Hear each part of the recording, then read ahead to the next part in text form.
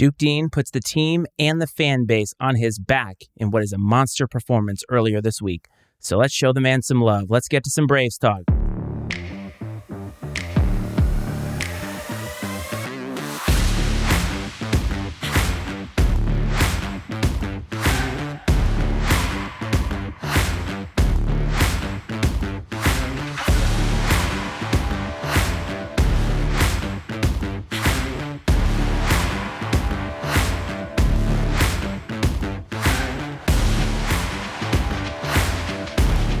Fans, it's time now to meet the starters for this evening's game.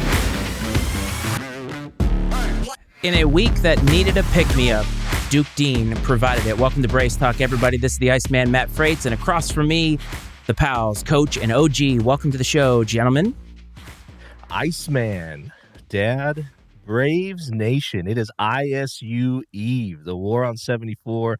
I am pumped. Just a little over 24 hours from now, we'll be tipping it off against the Birds. I cannot wait. It sounds like a lot of tickets have been sold already. The lower bowl is sold out from what I've seen on social media, so super excited about that. Obviously pumped up about the result that we got on Wednesday night and the effort that we showed. And it was the type of game you wanted to see with the way the last few had gone. We came out, asserted ourselves, and my goodness, Duke freaking Deen, man. The guy just went off, and it was a blast to see. The Duke of Illinois. There's two other Valley teams, but we're going to crown him Duke of Illinois. Look at you coming in hot this week after last week. Yeah. Good. I'm good. This week, you're fired up. I love hearing that. So before we get started, gentlemen, I think we need to give a shout out to Brave superfan Tony Seghetti for a wonderful X Spaces that he provided the fan base after the big win. And wouldn't you know it, Coach Brian Wardle showed up to give a little bit of positivity. Even Braves Talk got a little bit of a shout out. So we are definitely not worthy of that kind of thing, but we want to thank him and congratulate them. And hopefully from here on out, we and him and anybody else who wants to provide positivity can do so. So let's not even talk about the way that the week started. Obviously, we needed to pick me up, and we got it big time as the big win takes place over Missouri State. The second half was ridiculous. The team scores 53 points, and they really needed this confidence. This was kind of one of those wire-to-wire sort of wins that you needed, and we hadn't really had that. And this is Duke Deen Appreciation Night, fellas, so let's go over what he did this week. Career-high 35 points, 13 of 17 from the field, which is absolutely ridiculous. 9 of 12 from beyond the arc, breaking multiple records, surpassing the 1,000-point mark, joining his teammate Malavi Leons, or however it is that you say that. And you guys are going to talk about all of the memories that you have and what he means to this team and what has meant to this team over the years. So congratulations to Duke, and this is his night, man, so let's get after it. No, absolutely it is. And I want to talk a minute about Wednesday night. It was the closest I think we've been so far this year to putting two complete halves together. The shots just weren't falling. We were getting some good looks in the first half, especially from three. They simply just weren't going down, and sometimes those are the breaks. But the defense really kept us in the game, allowed us to preserve a lead, and I thought it was great on the postgame show. Coach Wardle said that, we know we're going to be fine in the second half. We just got to keep it close to halftime. And, fortunately, we had, a 6-point lead, I believe, at the half, and came out and just took control of it in the second half on the shoulders of Duke Deen, like you said. And the guy, you cannot overstate the value that he has shown, that he's provided to the university and the community in this basketball program. He transferred in last year from Troy. He's from Shreveport, Louisiana, so this has just got to be, you're going from Shreveport, Louisiana to Peoria, Illinois. Probably a big kind of culture shock a little bit, the cold weather, everything else. And, a whole new teammates, new community. And everyone here I know welcomed him with open arms. And he has been an absolute stud, just the model of consistency throughout his time here. And the guy is, there's story after story, and most of you listening are aware of all of them. The guy has just overcome adversity time and time again. And every time that it seems like people on the outside of this program want to doubt him, he answers in a big way. And that's exactly what he did Wednesday night. I believe there was what led to the weak technical that was called, in my opinion. It sounds like from some of the stuff I read, maybe there was a reference shortly before Duke went off by one of the guys on the Missouri State bench referring to him as small, or making some sort of gesture referring to Duke as small. And I think that Duke showed everybody how small he isn't.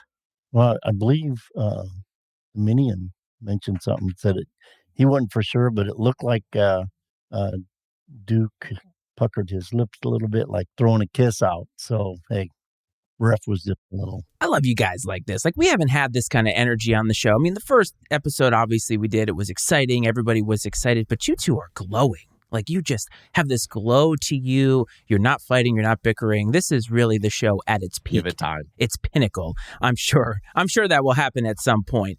But, boy, what a game. Correct Brad on one thing. He didn't transfer in 2 years, or last year he transferred in 2 years ago. My apologies. Yeah, Yes. and that's worth noting. And I know a lot about the history of Bradley basketball, but I'm not perfect by any means. So thank you for correcting me on that. I mean, grateful to have him, and I'm hopeful that we get to have him for another year, and that he comes back and stays with the program. And just, if this group stays together and comes back next year, this core, they could take Bradley basketball to heights that we haven't seen in a really long time, and keep this thing rolling. And I'm super pumped about that. But you said we're glowing, and that's because, like I said, man, it's ISU Eve, and the Redbirds are coming to town, and nothing gets the Bradley fans worked into a frenzy quite like the War on 74. And we just found out that we have a ringer who works in the admissions office at Bradley University sitting right next to you in the OG, as he knows when everybody has enrolled in the school, as we now know. But Brad, you told me offline that you wanted to give some flowers to some players that maybe deserve some of it and maybe deserve it from you based off of some comments that you feel like you made earlier in the season. So the floor is open for you to shower others with appreciation. Yeah, I mean, there's plenty of praise that can go around with this team, and kind of especially the effort they put forth Wednesday, coming off of sort of the week they have had. But Connor Linke, man, like, coming off the bench, and the guy hasn't gotten a ton of opportunities. I know last year when Rink was hurt, he got some minutes early in the season, and I remember Dad and I talking, and we said, as much as we love to have Rink out there, it was, these minutes are going to pay dividends at some point. Like, this experience that he's getting is going to pay off at some point down the road. And maybe kind of some of what we're seeing is we're starting to see him reap those benefits. I don't want to say us. I mean, as fans, it's great to see him have success, but he came out and he played some great minutes. He did little things. Again, he got a bucket and some boards, but Coach Wardle gave him credit for setting some great screens that got Duke open for a lot of his threes he hit in the second half. He knows how to play within the team system, as Coach said multiple times, again, on the post-game show. And you just can't give the guy enough credit, because most people under those circumstances would get a bad attitude, would start to point fingers, maybe feel sorry for themselves a little bit. And Connor has not done that. I mean, I could not give that young man more praise. It's just absolutely incredible. Yeah, I agree. No, totally, 100% with Connor. Thanks. You didn't give me a signal. I wasn't quite ready. I just figured to chime in. And I can't see the light, so. But you with got Connor, that right. With Connor Linke, This is where I have failed you as a he was moderator. solid. I mean, is he going to be that offensive threat, like a Rink man? Absolutely not. But everything else he did was absolutely solid. He set 2 or 3 good screens that helped free up Duke for a couple of his 3-pointers. So sounds like we just heard this somewhere. Oh. Yeah. So all that good stuff. And then, I got to go back to Duke for a second. I can't help it. But, hey, Duke has been a major spark to this team. I know we talked a lot, and Coach Wardle's talked a lot about the glue with Hickman. Duke is a spark. A little bit of difference. But, man, he can come in and light it up. He can do a lot of different things for, the little guy and such. And you always love it. Well, one thing I want to make sure we don't do, and it's so easy as fans to get complacent and to start to take some of these guys for granted, right? And their contributions for granted. And Duke is one of those guys that I don't think he's really battled, at least not battled injuries to the point where he hasn't been able to play. He's always on the floor. The guy's playing between 35 and 40 minutes a night, and he's done that basically for 2 years straight at least. And I want to make sure that at least I, as a fan, really enjoy that. And I encourage the rest of you as fans, let's really appreciate the effort and consistency we're getting out of some of these guys, because they're playing a lot of minutes, whether it's Duke or Connor or Mal, Darius. We got the young guys that are contributing. Christian Davis. Atlason went 50% from 3 on Wednesday, which is something we really needed and hopefully can continue moving forward. He gets a little confidence back. So we are getting some contributions. Obviously, Demarion Birch coming along and still finding his way within the offense, and he is such a lightning rod when he comes in, and it's a ton of fun to watch him play and to watch him develop as the season goes on. So, just credit all around to everybody. And again, I don't want to take it for granted because these guys are eventually going to move on, and then all we'll have is the memories that remain. So I want to make sure that we enjoy it while it lasts. Yeah, absolutely. You're right. And Rick, I failed you as your host or your moderator to cue you up. So another lightning take from you, just like Duke Deen is out there. But other things that I took away from this game, obviously, I think you could almost say this was a perfect second half from the team. 53 points. You don't see that too often. As a matter of fact, a lot of teams in the Big Ten don't even score 53 points in a game. So you have Bradley doing that in the second half, but 16 to 33 from 3. 6 turnovers, something we've talked about in previous games about how the turnovers seem to be cascading on themselves, and you see that here, winning the rebound battle. What excites me about this from a fan perspective is if this is the team that's going to be playing from now until the end of Arch Madness, this is a dangerous basketball team. And this is what, Brad, you have been hoping for, saying that if we can ever put it all together, play at 100% of our potential, this is 100% of their potential. I mean, maybe not, but like if you think about everything that happened in this game, this is probably almost the ideal situation, wouldn't you say? Yeah, it's definitely real close. I don't know that you ever get to 100%. Yeah, you never play the perfect game, but and Wednesday wasn't the perfect game, and there were plenty of things. There were plenty of things that were frustrating in the first half, especially. And winning in the fashion that we did sort of makes a lot of those things fade away real easily.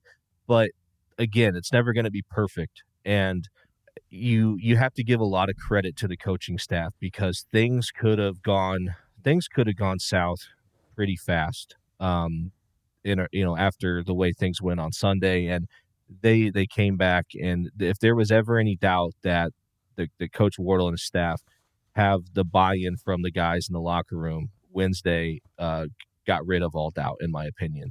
And you could say, well, Duke's not going to go out and score 35 every night, but he hasn't been the only guy that's been up in that neighborhood. Hickman's been close to 30. Mal's had some big nights. So we've got multiple guys that can go out there and go off. So even if Duke doesn't go for 35, Connor might go for 28, and Mal might go for 25, and Darius might get up there close to 20.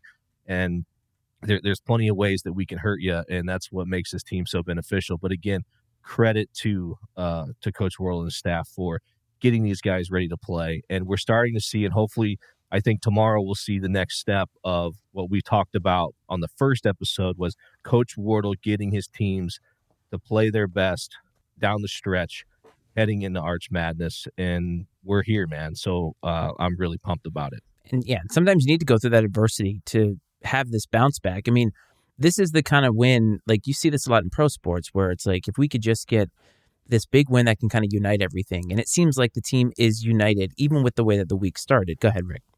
Yep, man. You said take this style of play into the tournament. I'm going to say let's take it through the tournament and into the big dance, fellas. Let's get her done. We got big dance. Is that an official prediction by you? Can we put you on the spot every here? year it's going to be an official prediction by me. Is it a national championship prediction, or are we kind of tapering our expectations? Well, I got another take on that. Oh, excellent. Go ahead, please. If you let me get into talking about Coach Wardle for a few minutes here. Yes, go ahead. He's been here, this is his 9th season, and he's done very well. He's made his mark in the coaching ranks at Bradley, in my personal feelings. Obviously, what he came into, he had to build up, and he's now at a record of 154 and 135, I believe. So he's got a winning record. He ranks right up there with the ones that's been around since in my lifetime of following Bradley, which starts with Coach Stoll to Versace, Albeck, Molinari, Jimmy Luss, the unmentionable, and then him. Him being Wardle. He's got one thing that I discovered today. He has not had a season yet with single-digit losses. Right now, he's at 9 for this season. Could this be the year that he ends the season with a single-digit loss on his season record? That would be nice. If not, let's go get it next year. It would be nice. I was like, please don't predict that. I was like, this show can be a kiss of death with that stuff. So please don't predict that. Hey, anything can happen. Don't put that stink on us, man, please. Like, we don't need that. We're just trying to get this started. But I have to agree with you. And one of the things that I've picked up as we've been doing this, and I've been kind of following and trying to follow more as a fan, is how these programs like Bradley and others, the camaraderie that you see because of how tied in they are to the geographic location that they are. And look, Virginia Tech was great, and we obviously had a camaraderie. There's a lot of people, so it's easier to foster that. And sometimes you can get lost in feeling like you're part of this big machine. And luckily, I live in an area in which there is still a heavy Virginia Tech presence. But if I lived in California, say, I wouldn't feel that way. And so I love seeing the fan base be so juiced about this. And also, for Coach Wardle, I think a great thing was joining that Spaces the other night, because it's like not only is the fan base pumped up, but he now projects that positivity and is part of the fan base that way. I always love to see that out of coaches. That was one of the criticisms that the former head coach, Brian Fuente, and I can't even remember his name now, Coach Fuente, it doesn't matter. He wasn't part of the community in Blacksburg. And now you got Brent Pry, who is. And I think that's always the best. So that was my biggest takeaway from Wednesday, was just how excited Coach Wardle was and yucking it up with the fans. That's always a great sign. Absolutely. And I think we forget as fans how it's easy for us, man, to sit back and make judgments and criticisms when we've had time. I mean, and we all do it. And that's the privilege of being a fan, right? But what these guys work their tails off. And I don't have like intimate knowledge of that, but I can just, by all accounts, these guys work their butts off, and they invest countless hours into game planning and practicing and recruiting and preparation and just spending time with the team and growing, that culture and camaraderie, which you have to have, especially I think that's very unique amongst basketball teams because they are so small. You have to have that. And if you get one or two guys that kind of go astray, that could sink the ship in a hurry. So, I do think you have to be, at times you probably have to be a motivator, a psychologist, maybe a father figure even at times. So it's a tough balance to achieve. And the fact that he's been able to have the success that he's had as consistently as he's been able to have it is really impressive, and credit needs to be given there. And the fact that he did join the space was great. And I missed it. I got into the space afterwards, after he'd already gotten off of there. But hearing Tony's explanation of his experience of Coach Wardle coming on and everything, and just kind of, it was great because he would kind of revisit every 5 to 10 minutes. He would he'd reference back to it. He was just floored by it, which is cool. He was really excited, and everyone was, and that's what's awesome, is getting to hear fans be fans. And that was one of my favorite things too about the space was it was just straight up just fans loving Bradley basketball and celebrating a win together, and in the most positive way possible, and just the energy that was there. And I think one of the other folks that really participated heavily, Matt Russ, he mentioned towards the end, he's like, him and Tony both, and I can't remember which one of them specifically said this, but how, like, I love you guys. This is the most like passionate, degenerate fan base in the Valley. And he's like, I mean that in the best possible way, like as a compliment. And he's right. And it's great. And we take the losses hard, but by God, we celebrate the wins with the best of them. Yes, that we do. And I know for me, when I think about where do we fit in all of this, and we provide a more analytical feel. I think you told me that, Brad. And what's awesome is for the spaces to kind of have this place where y'all can be fans, right? And we want that here too. But I love that there's multiple lanes for this. And this is not just one of those things where just because we came out with something that not many people have doesn't mean that we're the be-all, end-all of this. And to me, I want us to be a part of the fan base. And so for all these different things to be spawning off because the team is doing well, for us to be a part of that, to me, is very, very exciting. And it's humbling for me. And I'm just happy that Bradley Nation has allowed me to be in this space, not a Twitter space, but in this space, because I don't live in Peoria. I've never been to Peoria, but damn it, I love this basketball team now because of you guys. Yeah, now I like the platform the way, with the Twitter space, and I hope Tony does that some more. Please do. It's better that platform after, on game night, after a game than this one that we're on right now. We're better suited, I believe, as a platform to come and talk about it a day or so later. Yes. After things have calmed down a little bit, emotions, either negative or positive, and try and sift through that, still bring a positive, attitude, outlook. I agree. So something that is positive, fellas, as we move on to the big picture outlook, Indiana State loses again. They lose to Southern, which is something, Rick, you had been kind of on about a week ago when we were on last Saturday. And so the conference now, the big three, the top three really hasn't changed, although I think there are different permutations that could happen now. So, Rick, if you want to give a little bit of your analysis on what you've been going through, doing some homework for us? Well, I did. Yes. Get out the scrolls. Yes, but please. There was one big glitch as far as the overall look at the Valley. Speaking of scrolls, I do have a sound effect for that if you want it. Coach knows this one well, but go ahead, Rick. But because I actually had Belmont going into Drake and beating them, I had that much confidence. Where I failed in that particular prediction was it slipped my mind. Belmont doesn't play a lot of good defense, and that's more than what beat them. So, but that kind of threw a wrench in it because I ended up with Indiana State ended up winning out 4 games, with what they have left, and taking the Valley by 1 game. But that doesn't necessarily look like that's going to be the case. They're going to have to win the tiebreaker. A team that almost looked invincible when we started this now almost looks ordinary. And yeah. I think that's the story, right? The Valley is winnable for Drake, and it's probably not winnable for Bradley only because they have too many games to make up. But there's a lot of shakeup that could happen coming into this. But continue. Well, Drake's biggest road bump is us. Yes, right now. And hey, we're gonna hope we go in there and take care of business just like we did Wednesday. Coach Prime, we coming. Oh, I should have brought the glasses up with me. I would have, if I'd known we were going that route, I definitely would have worn the glasses. But, excuse me. So, Brad, you mentioned that this is ISU week, and tomorrow at Carver is going to be the rivalry to end all rivalries. So, why don't you give me your analysis on what you think besides just F the birds?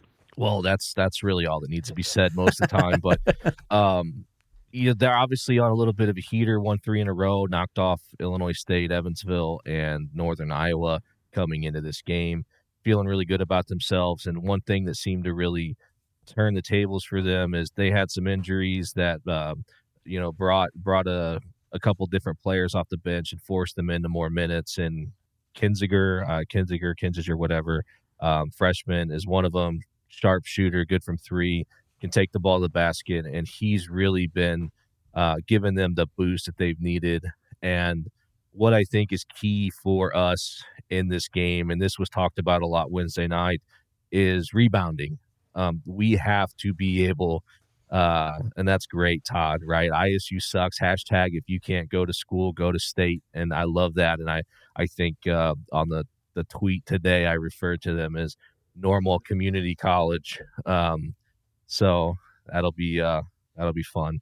So I think that we've got to win the rebounding battle, and we've got to, because that's something that we haven't had a ton of success with this year, at least not consistently. This team, the motto, compete, defend, rebound, and we've kind of struggled a little bit in the defending and rebounding area at times. And so I think to keep this thing moving, I'd like to see us improve a lot on the boards.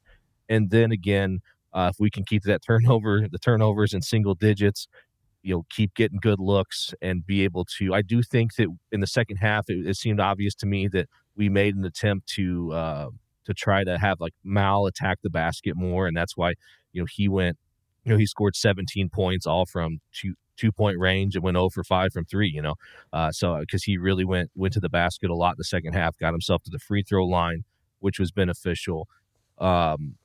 Also, I totally lost my train of thought, which is fantastic. I think we did a good job too defensively, because it seemed like Missouri State had the same plan in the second half. Early on, they were just going to come right at us because they knew that physically physically we couldn't quite match up with them body for body, and they came after us and we're just gonna play bully ball to the rim. And I don't know, I'm not an X's and O's guy. I can't tell you specifically what levers the coaching staff pulled or pushed, but we were able to make some adjustments, slow them down. And obviously when you go on the big runs, and zone, we mixed in some zone, which helped a lot. But when you go on the big runs and stretch the lead out, it's hard to catch up with just 2-pointers. So that's a good way to slow a team down that's trying to pound the ball inside, is get a big lead where they're going to have to start shooting from behind the arc a little bit. What about you, Rick? They got, I don't know how to pronounce the name, Kazuki. He can hit the three. As a team, they don't shoot threes, or haven't, but I don't know what I haven't looked into it enough to see what their shooting percentage is now that they've got Kinzinger in there and such. But, they don't really have a whole lot of athleticism inside to be. I think we beat them pretty good inside at their place. And, we just keep pounding them. They are a good rebounding team. So like you said, just get in there and get the rebound and play our defense. Try and keep the fouls down.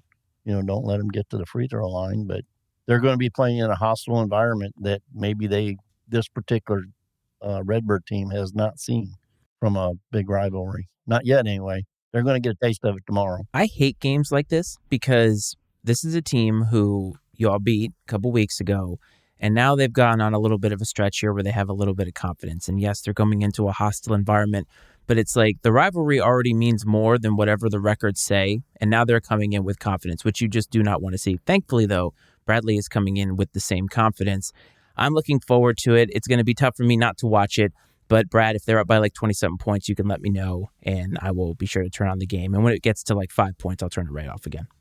I think you should watch it, man. Like we're not bad luck. You're not bad luck. 0-3 when I watch, 2-0 when I don't. We're not going to wear that collar, man. Like, no, not at all. I think you should watch. It's going to be a great environment that you're going to want to experience. Obviously, not as good as if you were there in person. Which you watched the Drake game, and we had a good crowd for that one as well. But yeah, I mean, I think there was some mention too the other night to echo some of the sentiments that I heard on the space. When we played down there, a couple folks mentioned they felt like we were playing just kind of a step faster than they were. Seemed just a little more aggressive, like they just weren't quite up to speed. I don't know that you're going to necessarily see that disparity tomorrow because of the things you mentioned, Matt, the confidence. And, they figured a few things out, and credit to them for doing that. I can't believe I even said that, but whatever. And then I think it's this is the highest collective like winning percentage between these two teams when they've met up like in a long time.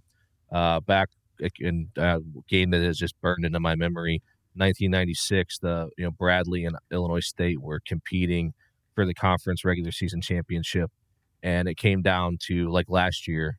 It was the last home game. It wasn't the last game of the season, but senior day, Carver Arena on ESPN. Bradley and Illinois State, sold out crowd, and the Braves got the win in an amazing environment. And hopefully there's some of you out there listening that were at that game or remember. I would have been 10 years old at the time. So great experience. They sold shirts then, Pluck the Birds shirts. I had a Pluck the Birds t-shirt that had the Bradley versus Illinois State and the date of the game on it and everything. And it was a great experience. But it's been a while. It's been since then, basically, that both teams, not Illinois State, obviously not at the top of the league, but that's probably the last time that both teams were as collectively as high as they are at the same time. It's going to be a matchup, but there's also some other matchups taking place that I think are worthy of our attention, and Rick is our resident expert on everything that is the Valley. So, Rick, what are some matchups that pique your interest that could have something to do with Arch Madness? Didn't prepare myself for that one. The professor is here. How could you not prepare yourself for this? You are the man. How about I'll cue you up, Drake, at UNI? That could be a good game. Drake's probably going to, well, not probably, they should pull that out with no problem. UNI seems to only play super well when they play us. So Drake should probably win that one. Who's the next one? Missouri State and Belmont? I'm going to go with Belmont on that one. Missouri State's on life support, Yeah, right? they are on life support. But yeah, they've got a lot of talent. And that's why I say, I mean, this is definitely going to be Ford's last year. If not, then Missouri State as a university deserves every bad thing that they get from keeping him on. He's a great recruiter, but as a coach, X's and O's coach, I'm sorry, he just doesn't have it. By the way, if I could have a little tangent for a second, we're talking about Coach Wardle with this, and I heard this perspective about Nick Saban, but I think it's actually apropos here, is that nowadays coaching is harder because not only are they trying to recruit players to come in and be a part of the team, but they're also, even in the middle of the season, continuing to try to recruit players that they already have with the transfer portal and everything like that. And it's interesting to see all these guys stay at Bradley because that tells me that the environment has been great, that they enjoy playing here. They enjoy the teammates and the camaraderie and everything that goes about it. But just hearing that, it makes me think about how much harder the job is. Like if you were to ask Coach Wardle, is the job harder now than it was when you first took on? I would probably think that he would think that it's harder now because, again, he's got to make sure he keeps these players. And Brad, you said he's got to be like, wear all these different hats in order to be their coach. He doesn't just get to coach them X's and O's. He's got to be all these different things to them on an emotional level. Just something I thought about when you're talking about being a great recruiter. It's a lot harder to recruit now. Right. Yeah, exactly. And, a player's fit within a program is huge. I mean, and Wardle has done, for the most part, pretty good. I mean, as far as bringing in kids that fit for whatever reason. And I don't know, I don't have any connections with anybody as far as intel, but maybe things I picked up, the deal with Pettigrew and Ellis may not have been, once they got here, may not have been a very good fit. But programs will thrive with players that fit well. And that may be a problem like Missouri State. They got a lot of talent, but not always does that talent fit together. It takes some of that talent if they decide to transfer. It's also a testament to the players who stay because it's easier to leave for what you consider greener pastures. So for all the guys that have been on the team, and Brad, you talked about not taking Duke Deen for granted. Well, there's a lot of other guys on the team too that I think are worthy of that as well because they've stayed the course with the team, and that has allowed you guys to have some pretty great last few years of Bradley basketball. I mean, especially last year, that memory being on the court, and you can't replace those memories with brand new players all the time. It doesn't translate to instant success, so it's definitely a harder job. The last game I want to talk about very, very quickly, Indiana State has a get-right game, so they've lost a couple in a row, but they should hopefully wipe the floor with UIC, and that's going to set up an interesting last week before we get to Arch Madness, fellas. So we have a lot that we are going to get into over the course of the next couple of weeks, and of course, Brad and I, you and I are going to be in Charlotte in less than a month for the NCAA tournament, and let's hope, God willing, that Bradley is one of those teams that is going to be there playing while we are there. So, but we got a lot of time between now and then, fellas. So do you guys have anything that you'd like to let everybody know before we close this out? Hey, go be you. Let's get the birds tomorrow. Send back and get your butts to Carver tomorrow night for the game, man, for the War on 74. I'm hoping to see Act 2 of Connor Luckman-Linky. I'll explain that one to you later, Iceman. But I'll explain. Luckman Lundy was a guy back on the 2019 team that he basically spent the year on the bench and came in the last few weeks of the season and was like the X factor and was crucial in getting the team to the tournament championship and then winning and going on the NCAA. And someone else mentioned, maybe I saw it on a message board somewhere, but that Coach Wardle seems to always find like that missing piece, that X factor, if you will, later in the season, and plug them in, and they seem to be just that missing ingredient to launch the team to the next level. And maybe Connor Linky can be some version of that for the Braves this year. Yes, that's right. Lukeman legend. I love that. So no, just super pumped about the game tomorrow night. Really excited. It's going to be a great environment. Our kids are off to grandma's, so I think the wife's going to come to the game. And she's never really come to a Bradley game that's been, had the kind of crowd that's going to be there tomorrow. And so I'm excited for her to see that because, she hears me and Dad be so excited about it all the time. And so I'm pumped that she gets to experience it. And, just excited and appreciative of all the support that you guys are giving us. This is great, man. This is a great fan base, a great community. Love this team. And like Dad said, go be you.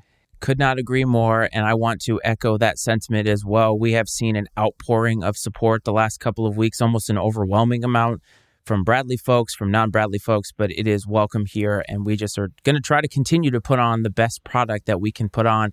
I myself am excited for tomorrow as well, and I want to thank everybody who has supported us in whatever way possible. And I think this is a good time to say as well, and I mentioned it earlier, is that there are many different lanes for Bradley content, many different lanes for Bradley conversation. So whoever and whatever you decide to support, it is okay by us, because the more support that this community gets, the better off that we all are. And before we get out of here, a couple of administrative things. If you want to follow us on social media, if you're not already following us on X, at Iceman and Coach is the handle for that. You can find us on TikTok at I&C Sports.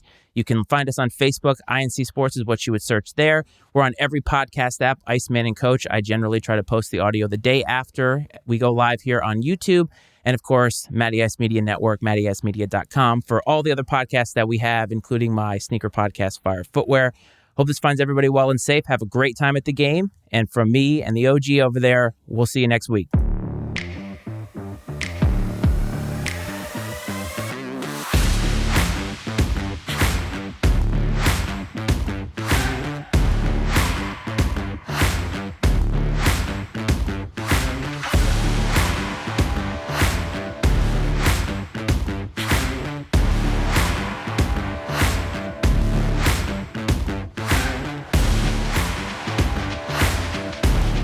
Fans, it's time now to meet the starters for this evening's game.